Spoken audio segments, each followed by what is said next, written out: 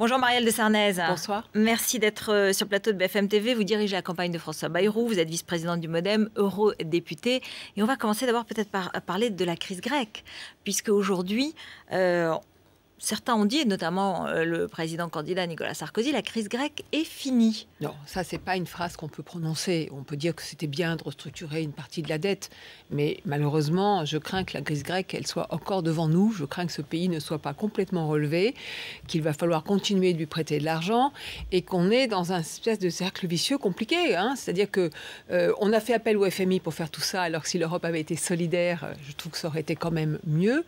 Je trouve aussi qu'on aurait dû, depuis le premier jour, au fond, prêter de l'argent aux Grecs, nous, Européens, sans avoir besoin de faire appel aux autres, prêter à des taux d'intérêt le plus bas possible, sur du long terme pour leur permettre vraiment de rembourser, et puis surtout de les accompagner dans les réformes de l'État grec qui sont absolument nécessaires pour que ce pays retrouve un développement. Et ça, on ne l'a pas fait. Parce que ce n'est pas en coupant tous les jours dans les salaires ou dans les retraites des Grecs qu'on va réussir à redresser ce pays. Et donc, je trouve qu'il y avait, me semble-t-il, une stratégie de long terme qui a été mise de côté. On aurait pu demander une réforme fiscale, par exemple, travailler avec eux. Elle n'est pas demandée. Vous savez bien que les armateurs ne payent pas l'impôt, vous savez bien que l'Église orthodoxe ne le paye pas, que tout ça c'est inscrit dans la Constitution. C'est compliqué, mais enfin maintenant ça fait plus de 2 ans. Je trouve qu'on aurait dû être là à leur côté depuis le premier jour, de façon plus solidaire et en même temps en les aidant à conduire un certain nombre de réformes. Qui ne l'a pas fait? Qui n'a pas bien... L'Europe. Oui, l'Europe n'a pas bien géré. Les dirigeants européens aux manettes. Les dirigeants européens. La Commission, européens, les dirigeants. Tout le monde. La Commission, pour autant que certains dirigeants nationaux la laissent encore exister. Parce qu'au fond, on a choisi les dirigeants institutionnels de l'Europe communautaire les plus faibles possibles pour que surtout, ils ne fassent d'ombre à personne. Et puis, rappelons les choses. Par exemple, en 2005, on propose une réforme d'Eurostat. Vous savez, c'est l'Institut de statistique européen, pour lui permettre vraiment d'aller vérifier les comptes, justement, des pays qui forment l'Union européenne. Eh bien, ça a été refusé par qui? Par la France et par l'Allemagne. Parce qu'ils se sont dit, ah non, surtout pas que Eurostat vienne regarder nos comptes chez nous. Et donc, il y a vraiment, oui, une responsabilité globale des dirigeants. C'est vrai que François Bayrou a fait un discours sur l'Europe à Strasbourg, qui était diffusé sur BFM TV. L'Europe oubliée, l'Europe désenchantée, c'est ce qu'il a dit. Il est le seul des candidats à l'élection présidentielle à avoir parlé de l'Europe, et il continuera d'ailleurs de le faire, il le fait encore demain matin, à parler de l'Europe dans cette campagne. En même temps, il accepte l'horizon dans lequel on s'inscrit. Le traité. Il accepte ce qui est déjà conclu. Mais si vous faites un traité à 25, dire je renégocierai le traité n'a évidemment aucun sens. Alors après, est-ce que ce traité, c'est l'alpha et l'oméga de la future politique de refondation nécessaire de l'Europe? Non. À la vérité, si on avait respecté les critères de Maastricht, on n'en serait pas là. Donc on avait déjà des textes. Ce n'était pas forcément obligatoire de refaire un traité. Mais à partir du moment où on dit, il faut vraiment qu'on soit rigoureux. Vous savez que nous plaidons, François Bayrou, depuis 10 ans maintenant, pour l'inscription d'une règle d'or dans la Constitution française, qui permette évidemment peut-être d'investir, mais qui en tous les cas évite les déficits de fonctionnement. Tout ceci, ce sont des décisions de bon sens. On ne devrait même pas avoir besoin de l'Europe pour se les imposer à nous-mêmes. Quand François Hollande ne parvient pas à être reçu dans les capitales européennes par les chefs de gouvernement, vous croyez que c'est une sorte de sanction pour son refus, ou en tout cas sa volonté de renégocier le traité? Moi, je n'aime pas la manière dont se déroule cette campagne. Donc je trouve que ça tourne au fond au référendum. Hollande fait une campagne simplement pour ou contre Sarkozy, Sarkozy pour ou contre Hollande. Alors Sarkozy, il insiste aussi un peu sur tous des thèmes un peu, on va dire, de division du pays. Hollande, c'est plus, comme l'a dit François Bayrou, d'illusion. Au fond, on raconte des histoires, qu'on va dépenser plus, qu'on va renégocier le traité. Il n'y arrivera pas. Ce qui, de toute façon, n'est pas possible.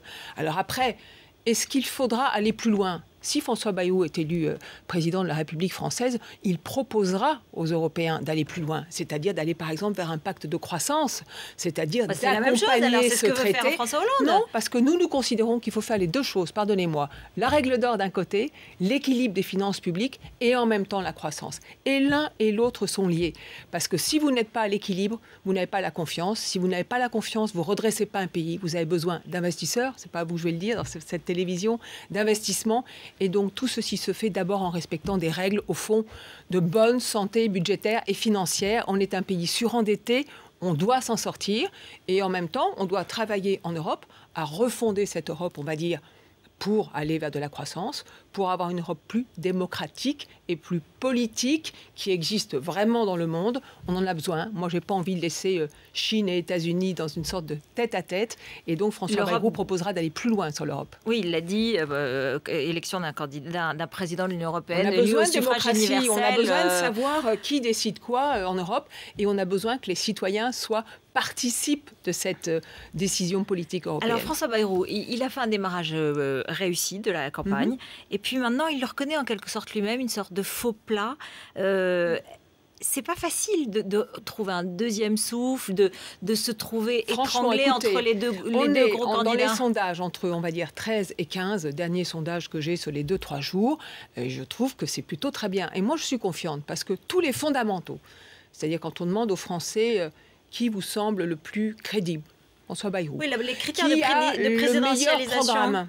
Le plus crédible, oui. François Bayrou. Qui peut le mieux rassembler? François Bayrou. Oui, mais alors, pourtant, ça ne se traduit pas complètement en intention de vote. Quand on arrêtera la grosse caisse Hollande-Sarkozy, Sarkozy-Hollande, je pense qu'à ce moment-là, les Français se tourneront vers celui qui, au fond, est le seul à pouvoir changer les choses, tourner la page et opérer le redressement du pays pour une société, on va dire, plus solidaire, c'est-à-dire avec un projet de société aussi. Il n'est pas trop raisonnable. Est-ce qu'il n'est pas trop le candidat de la raison? Et dans le fond, ça passe pas parce qu'en France, on n'entend pas ça. On ne peut pas gouverner un grand pays comme le mien, comme le nôtre, comme la France, sans dire la vérité à ceux qui le composent. Et quand nous disons que la situation est à peu près comparable à ce qu'elle était en 1958, quand le général de Gaulle est arrivé et qu'il a fait redresser le pays, oui, on a besoin d'une rupture, on a besoin de rompre sur des pratiques politiques qui sont absolument dantesques et qui ne nous permettent pas de nous redresser. On a besoin de retrouver l'équilibre. Il y a un peu de scepticisme et on a besoin de rassembler le pays. Mais justement, il y a un peu de scepticisme autour de... non, il y a du scepticisme, peut-être chez vous, peut-être chez les observateurs chez les médiatiques. Français aussi, peut-être parce qu'il n'y a pas un parti aussi important que les autres. Mais c'est formidable. C'est formidable de ne pas avoir demain un président de la République qui soit l'homme d'un parti. La France, elle a souffert de ça, trop souffert de ça, d'être l'homme comme ça, président de la République, partisan, l'homme d'un clan, mais est-ce qu'il a assez de l'homme troupes? qui a ses amis politiques. Est-ce qu'il a assez de... Il n'y a aucun problème. Si François Bayrou bat Nicolas Sarkozy au premier tour, d'ailleurs, échec que Nicolas Sarkozy a commencé visiblement à prendre pour lui-même. Il vous fait c'est ce qu'il des avances, a dit sur RMC et chez nous, absolument. Il y a quelques heures, hier. Et puis s'il a battu François Hollande, qui au fond nous propose beaucoup d'illusions dans cette campagne, faire croire aux Français qu'on pourra créer des postes demain ou dépenser plus demain, c'est évidemment aller dans le mur parce que personne ne pourra ou ne pourrait le faire. Eh bien, si il a fait ce parcours-là, évidemment que les Français lui donneront une majorité. Mais regardez, aujourd'hui, Dominique de Villepin dit c'est pas mon tempérament de me rallier. Aujourd'hui, il y a aussi Jean-Louis Borloo. On va l'écouter. Il s'est exprimé, il a fait non, alors on l'écouterait. Autrefois, il a fait le portrait robot plutôt de Nicolas Sarkozy. Mais écoutez, comme président, si vous me demandez si Nicolas Sarkozy... Voilà, il n'y en a pas. Si vous me demandez si Nicolas Sarkozy... D'abord, Jean-Louis Borloo, ça fait 10 ans qu'il est avec Nicolas Sarkozy. Dominique de Villepin, il est dans le même parti politique que Nicolas Sarkozy, l'UMP. Moi, non. Mais si François Bayrou était crédible, il serait peut-être venu avec lui. Mais vous me faites rigoler. Vous ne croyez pas que Nicolas Sarkozy, comme président de la République, a quelques arguments? Vous connaissez au fond le courage, les convictions des hommes politiques. Eh bien, quelquefois, je suppose que les arguments du pouvoir sont sûrement assez forts. Mais moi, je vais vous dire une chose... Par exemple, vous voyez bien les liens qu'il y a entre les uns et les autres. Il y a du chantage, il y a des par dossiers, exemple, il y a des... l'affaire Veolia. Enfin, vous en avez parlé quand même ici. Absolument. Ce sont des choses qui existent. Tout ceci, ce sont des pratiques. Il faut en finir avec ces pratiques. Et qu'est-ce que propose François Bayrou, élu président de la République? C'est d'en finir en 4 semaines et un dimanche, référendum, le premier jour des élections législatives, pour tourner la page sur tout ça. Conflit d'intérêts, cumul des mandats, non-séparation des pouvoirs. Au fond, un État impartial, un État honnête. Marielle de Sarnez, en 2007, il avait fait un très bon score, il était arrivé avec 18%, et on lui a reproché après de les avoir stérilisés en quelque sorte, de n'en avoir pas fait grand-chose. S'il arrive avec un bon score, mais pas au second tour, qu'est-ce qu'il va faire? Je sais que Nicolas Sarkozy d'un côté, bien que tout le monde ait compris que Nicolas Sarkozy ne serait pas réélu. Et François Hollande, de l'autre, rêve de se retrouver dans une sorte de tête-à-tête. Et qu'au fond, le seul qui puisse troubler ce jeu-là, c'est François Bayrou. Eh bien, moi, je vous dis une chose, les Français, ils détestent quand on leur fait le match joué à l'avance. Et on a le sentiment depuis des semaines de ne pas être avant le premier tour, mais d'être dans l'entre-deux tours, c'est-à-dire être déjà au deuxième tour. Mais ça ne va pas marcher comme ça. On est au premier tour, vous avez raison. Et d'ailleurs, c'est pour ça que vous êtes notre invité pour en parler, effectivement. Je vais vous faire un petit cadeau, peut-être un petit plaisir. On va écouter un journaliste italien qui commentait un peu la campagne française. Écoutons Alberto Toscano. En Italie, il ne faut pas sous-estimer la popularité de François Bayrou, hein, qui est très populaire en Italie, surtout dans les milieux catholiques et dans les milieux de la gauche modérée. Si les Italiens aujourd'hui pouvaient choisir pour un président de la République française, probablement ils choisiraient François Bayrou. C'est sympa. Oui, et puis François Bayrou, il est très populaire aussi en France. Et ça, c'est formidable. Et au fond, l'élection présidentielle, qu'est-ce que c'est ? C'est vraiment la rencontre entre un peuple et un homme. Et au dernier moment, quand on va voter, on se demande quoi ? Est-ce que je peux faire confiance à celui-là ? Moi, je sais que la réponse sera évidemment en faveur de François Bayrou. J'ai une dernière question. Dominique Strauss-Kahn est à Cambridge aujourd'hui. Il est boycotté par une association d'étudiantes femmes féministes. Est-ce que vous les comprenez ? Je les comprends. Voilà. Je ne peux pas mieux vous dire. Toute cette affaire a pour moi un côté que je n'aime pas. Alors, on peut imaginer qu'il a le droit d'aller faire... interdire sa prise de parole ? J'ai pas envie de faire donneuse de leçons de morale ou de porter un jugement.